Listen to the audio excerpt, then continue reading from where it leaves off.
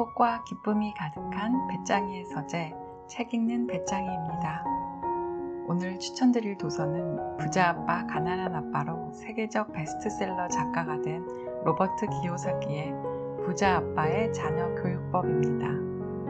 오늘 읽어드릴 부분은 서문과 일부의 본문 일부입니다. 서문. 은행은 성적표를 요구하지 않는다.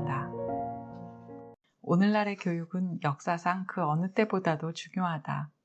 산업시대를 지나 나날이 변화하는 정보시대에 들어서면서 교육의 중요성은 날로 커지고 있다.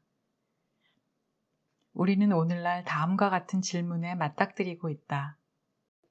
당신의 아이가 학교에서 받는 교육은 앞으로 다가올 멋진 신세계를 대처할 만큼 적절한가?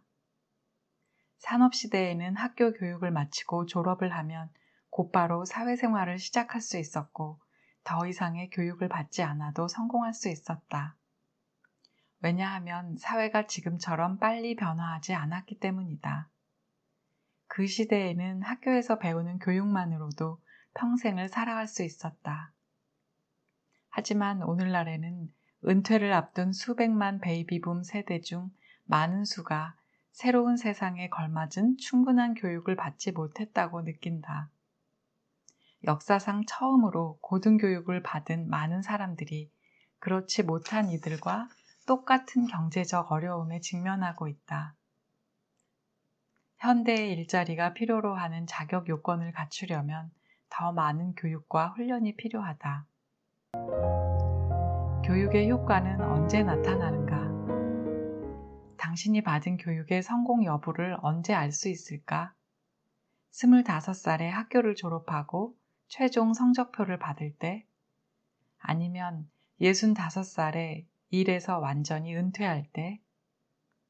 미국 정부의 연구조사에 따르면 미국의 65살 이상 노인 100명 가운데 1명은 부자이고 4명은 안락한 생활을 누리고 있으며 5명은 아직도 일을 하고 56명은 정부나 가족의 지원이 필요하며 나머지는 이미 고인이라고 한다. 이 책은 100명 중 1명의 부자를 위한 것이 아니다. 내가 걱정하는 것은 누군가의 도움이 필요한 56명의 노인들이다. 나는 당신이나 당신의 아이가 그 중 1명이 되지 않기를 바란다. 사람들은 종종 내게 말한다. 나는 은퇴하고 나면 돈이 많이 필요하지 않을 거예요. 그때는 생활비가 많이 들지 않을 테니까요. 물론 은퇴를 하고 나면 생활비는 줄어들 것이다. 그러나 오히려 지출이 점점 늘어나는 비용도 있다. 바로 의료비이다.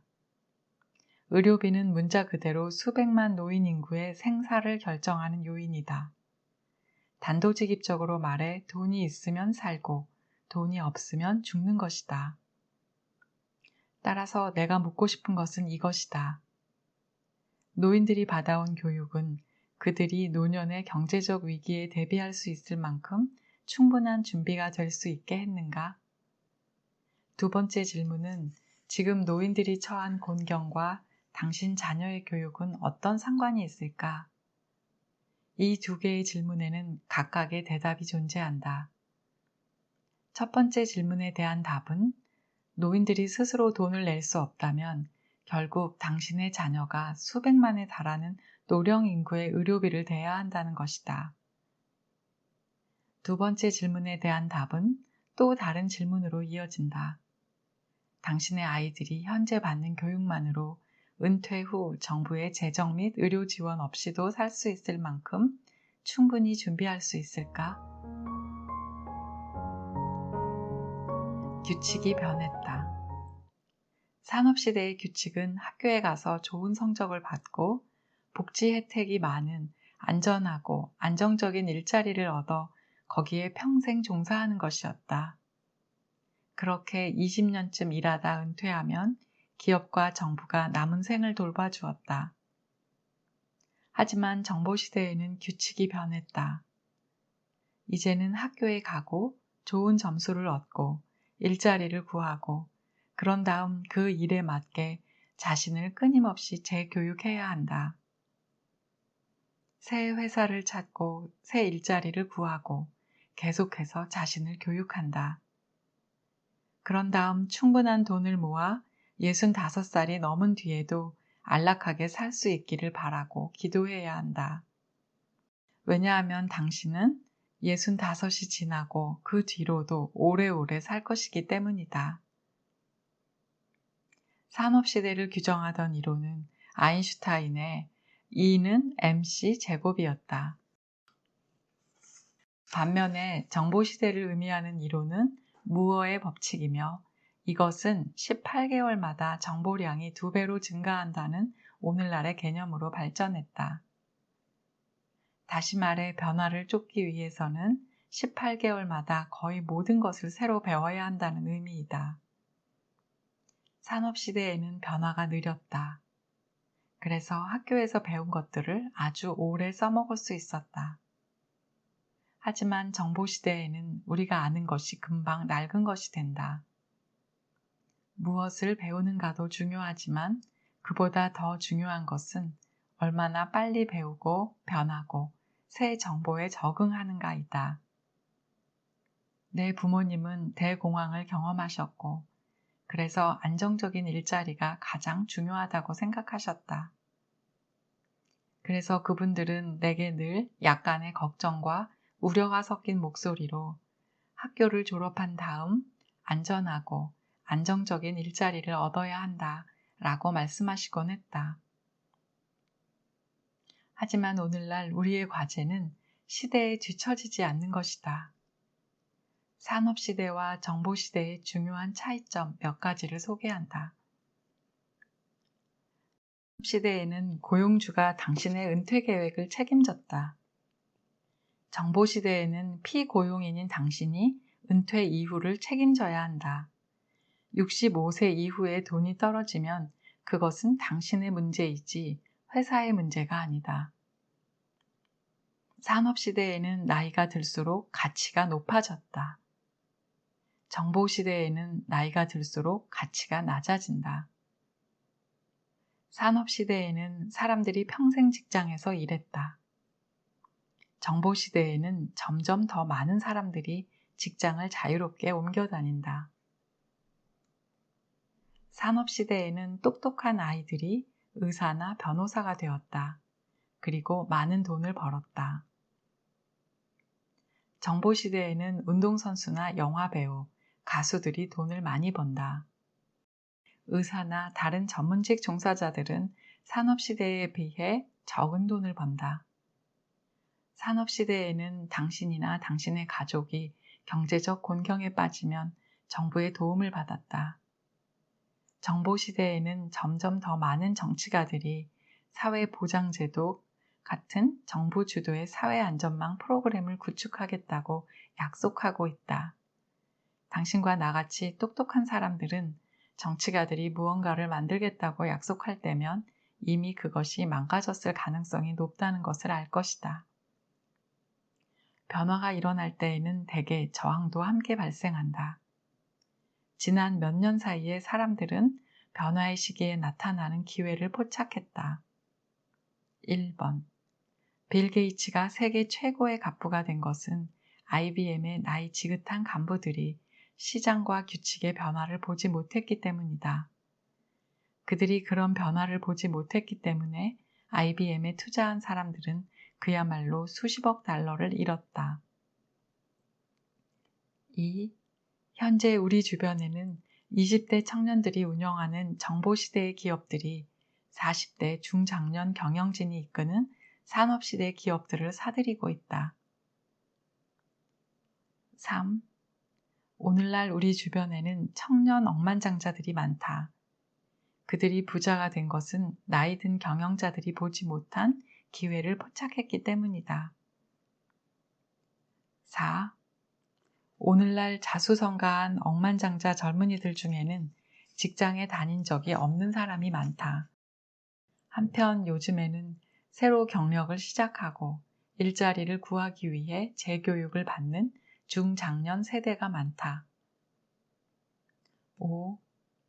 최근에는 점점 더 많은 학생들이 대기업의 좋은 취직 자리를 알아보는 대신 기숙사에서 홀로 창업을 한다. 심지어 하버드 대학은 학생들의 창업을 돕는 특별 부서까지 만들었다. 그러나 그 부서는 학생들의 창업을 돕는다는 명목을 내세우고 있지만 사실은 학생들을 학교에 잡아두기 위한 것에 불과하다. 6. 미국의 한 대기업에서 일하는 직원들 중 절반은 생계보조비를 받을 수 있는 자격이 될 만큼 보수가 낮다. 이들이 나이 들어 일을 할 수 없게 되면 어떻게 될까? 그들은 과연 적절한 교육을 받았을까? 7. 홈스쿨링은 더 이상 보기 드문 형태의 대안교육이 아니다. 오늘날에는 집에서 교육받는 아이들의 수가 급격히 늘고 있다. 8. 점점 더 많은 부모들이 카톨릭 학교나 발도르프나 몬테소리 등 다른 교육 제도를 찾고 있다. 그들은 아이들의 욕구를 충족시키지 못하는 정부 주도의 낡은 교육 체제로부터 아이들을 데려오기 위해서이다. 점점 더 많은 학부모들이 생애 초기 교육이 대학 교육만큼이나 아이들의 개발과 발달에 중요하다는 사실을 인식하고 있다. 9. 정보시대가 초래하는 경제적 변화는 가진 자와 못 가진 자들 사이의 격차를 극단적으로 벌릴 것이다. 그것은 어떤 이들에게는 축복이 될 것이다. 또 어떤 이들에게는 저주와도 같을 것이고 어떤 사람들에게는 아무 상관도 없는 문제일 것이다. 부자 아버지는 이렇게 말했다. 어떤 일이 일어나게 하는 사람이 있고 그것을 지켜보는 사람이 있고 나중에야 무슨 일이 있었지? 라고 물어보는 사람이 있다. 자녀에게 무엇을 가르칠 것인가?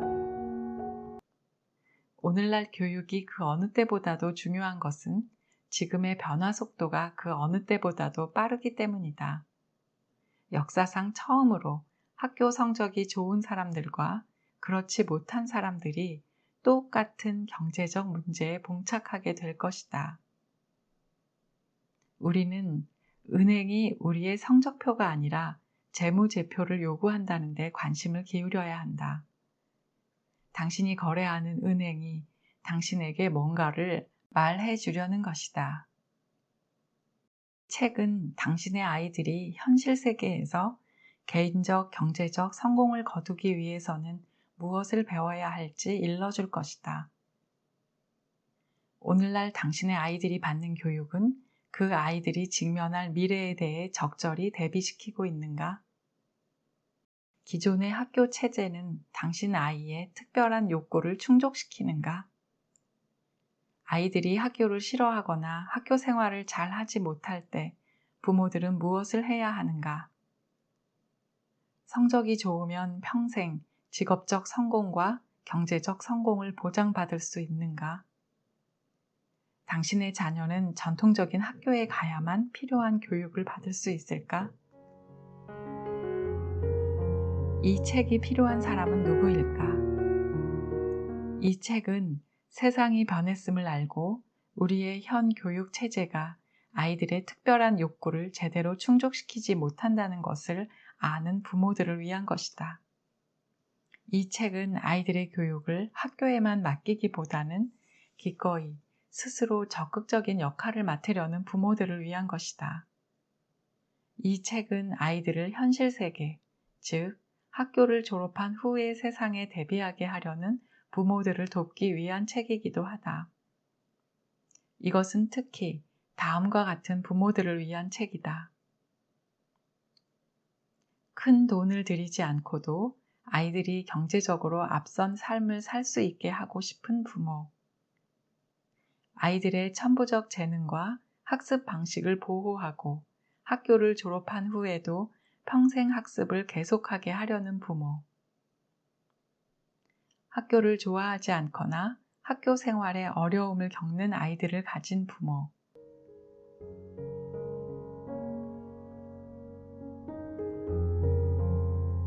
이 책의 구성. 이 책은 세 부분으로 나뉘어 있다. 1부는 학문적 교육과 금융교육, 양쪽 모두를 개괄한다. 필자의 전작을 읽은 사람이라면 내게 두 분 아버지가 있었음을 알고 있을 것이다.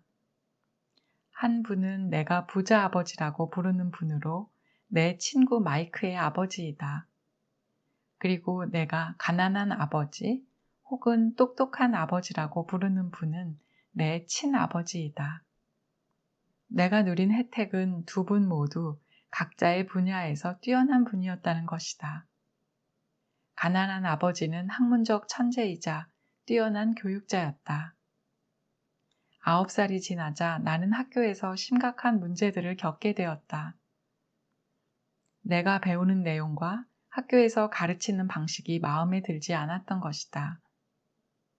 나는 학교에서 억지로 배우는 것들이 현실 세상에서 어떤 쓸모가 있을지 이해할 수 없었다. 이 책의 일부는 똑똑했지만 가난했던 우리 아버지가 그 어려운 시절에 나를 어떻게 인도하고 가르치셨는지를 보여준다.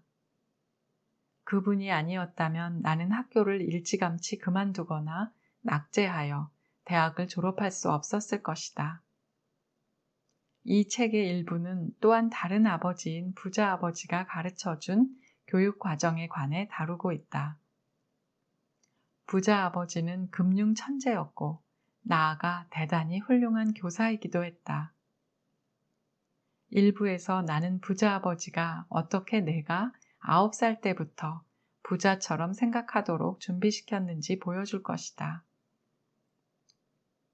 부자 아버지의 가르침 덕분에 나는 학교 성적이 어떻든 혹은 어떤 직장을 얻든 간에 내가 반드시 부자가 될 것이라고 확신하게 되었다. 12살 무렵이 되자 나는 학교에서 배우는 것들이 내가 부자가 되는 것과 아무 상관도 없다는 것을 알게 되었다. 학교에서 어떻게 하건 나중에 부자가 될 것임을 확신하고 있었던 까닭에 나는 학교 생활에 다소 소홀하게 되었다. 두 분 아버지는 내가 그런 태도를 고치고 대학을 마칠 수 있도록 이끌어 주었다. 이분은 아이들이 진짜 세상을 준비하도록 부모들이 할 수 있는 간단한 학문 및 금융교육 과정에 관해 다룰 것이다. 이분은 내가 적절하지 못한 태도 때문에 하마터면 고등학교를 그만둘 뻔한 이야기에서 시작된다. 2부에서 당신은 내 진짜 아버지와 부자 아버지가 어떻게 나를 학교에 머무르게 했으며 부자 아버지가 어떻게 그러한 실패를 이용해 내가 부자가 되도록 준비시켰는지 더 자세한 이야기를 보게 될 것이다.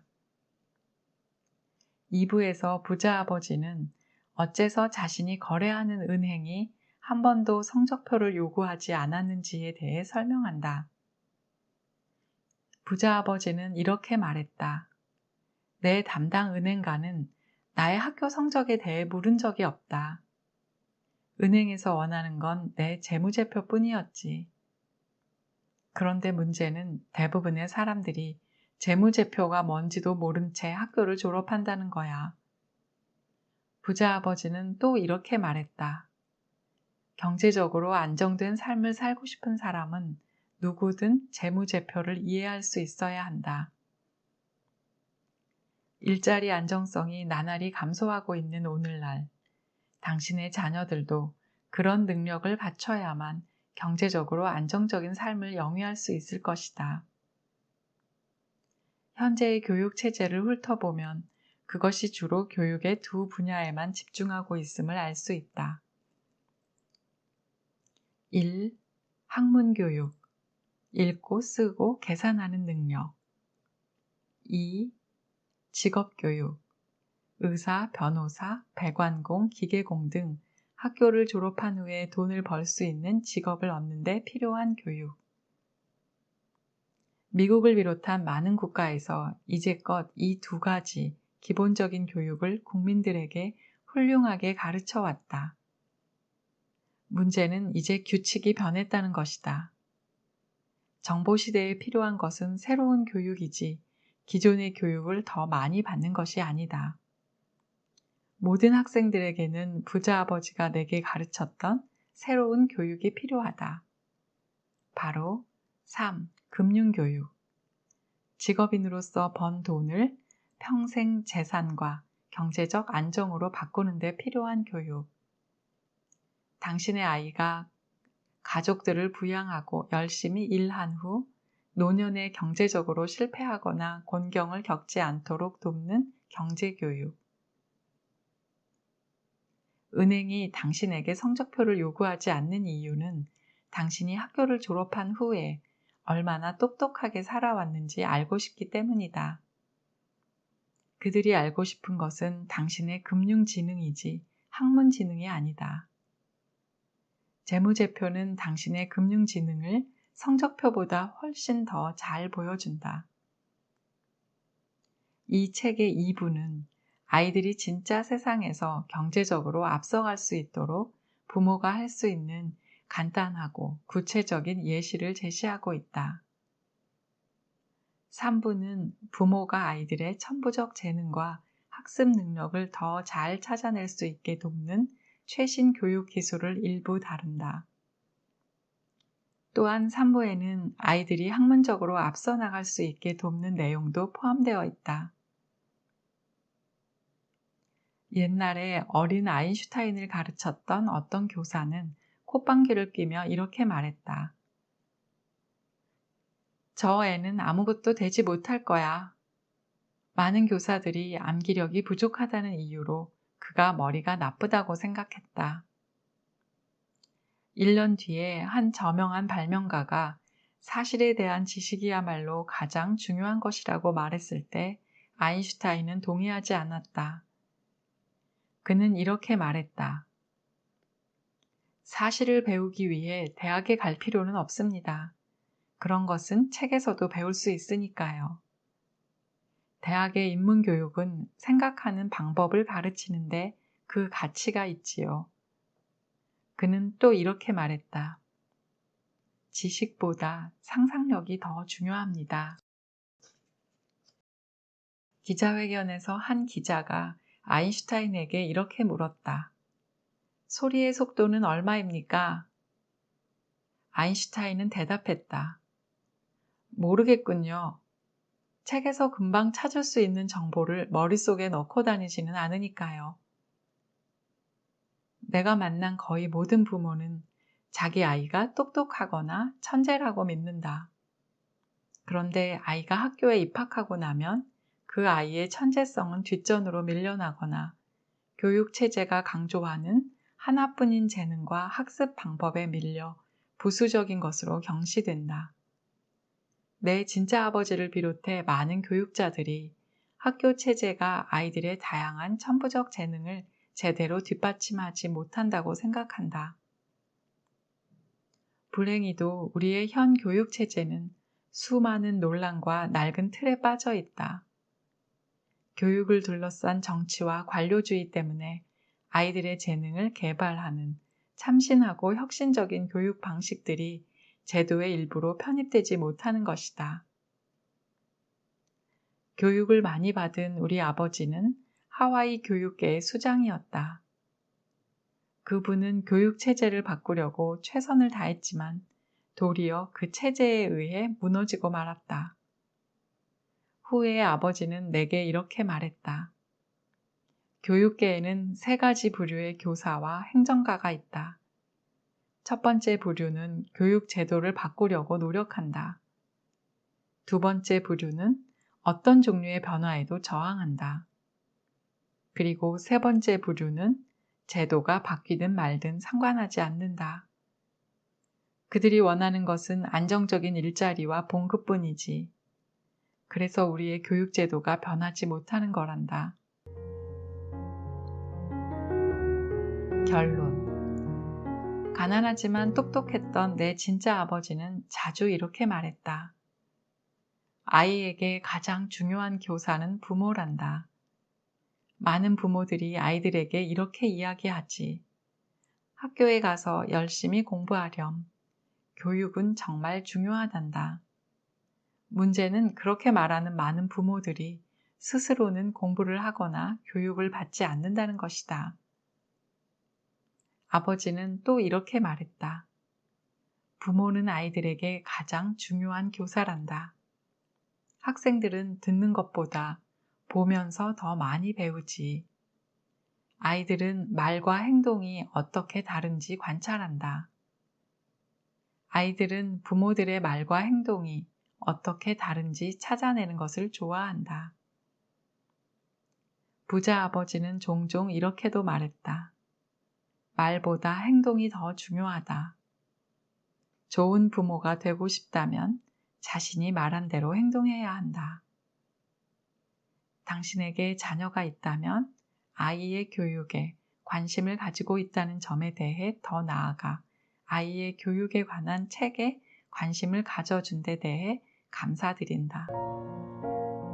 이상 부자 아빠의 자녀교육법 서문이었습니다. 본문의 내용은 다음 편에 나누어 읽도록 하겠습니다. 들어주셔서 감사합니다.